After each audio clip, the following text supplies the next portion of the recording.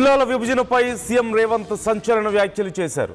జిల్లాల విభజనకు సంబంధించి కమిటీ వేస్తామని, బడ్జెట్ సమావేశాల్లో కమిటీ ఏర్పాటు చేస్తామంటూ చెప్తున్నారు. రిటైర్డ్ జడ్జ్, మాజీ అధికారులతో ఈ కమిటీ ఉండబోతుందంటున్నారు. జిల్లాల విభజనను శాస్త్రీయంగా చేస్తామని, గతంలో అర్థం పర్థం లేకుండా జిల్లాల విభజన జరిగిందంటూ ఆయన విమర్శించారు. అలాగే జిల్లాల పునర్విభజనకు సంబంధించి పెద్ద ఎత్తున డిమాండ్స్ వస్తున్నాయని, ప్రజల నుంచి చాలా సందర్భాల్లో ఈ రిక్వెస్ట్లు వచ్చాయని, ఖచ్చితంగా ప్రభుత్వం ఈ విషయంలో సానుకూలంగా ఉంది, త్వరలో కమిటీ వేస్తాం, పూర్తి స్థాయిలో అధ్యయనం చేసిన తర్వాత జిల్లాల విభజన మేము చేయబోతున్నామంటూ రేవంత్ చెప్తున్నారు. ఒకసారి ఏమన్నారో చూద్దాం. మండలాలు, రెవెన్యూ డివిజన్లు, జిల్లాలు ఆయన చేసిపోయాడు. ఇప్పుడు జిల్లా ఒక నియోజకవర్గం ఉంది, ఒక జిల్లా 14 నియోజకవర్గాలు ఉన్నాయి. రకరకాలుగా ఇర్రేషనల్గా చేసిండు.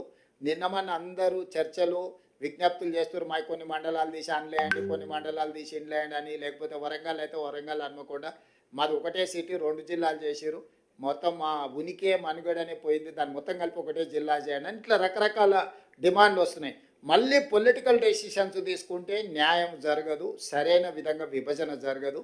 తొందరలోనే ఒక రిటైర్డ్ హైకోర్టు ఆర్ సుప్రీంకోర్టు జడ్జితో పాటు ఆఫీసర్స్ను, రెవెన్యూ, ఇతర శాఖలలో పనిచేసిన అధికారులతోని మనం ఒక కమిటీ వేసుకుందాం. నియోజకవర్గాల పునర్విభజనకు అంటే నియోజకవర్గాల పునర్విభజన ఎట్లయితే గతంలో చేసినప్పుడు ఒక కమిషన్ వేసి, ఆ కమిషన్ ద్వారా పబ్లిక్ హియరింగ్ చేసి, వివిధ ప్రాంతాల పర్యటన చేసి ఎట్లయితే సమాచారాన్ని సేకరించి చేసిండ్రో, ఈరోజు మండలాలు కానీ, రెవెన్యూ డివిజన్లు కానీ, జిల్లాలు కానీ వీటిని తగ్గించడం అనను, పెంచడం అనను, వీటిని రేషనలైజ్ చేయడం అంటే వీటిని ఏ రకంగా చేయాలా, జిల్లాల మండలంలో ఎంత జనాభా ఉండాలి, రెవెన్యూ డివిజన్లో ఎంత జనాభా ఉండాలి, జిల్లాలో ఎంత జనాభా ఉండాలి అనేది ఒక ప్రాతిపదిక చేసుకోవాలి.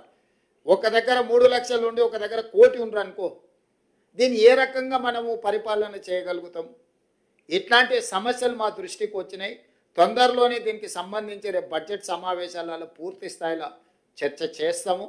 చేసి ఒక retired high court or supreme court judge నేతృత్వంలో ఒక కమిషన్ అపాయింట్ చేస్తాం.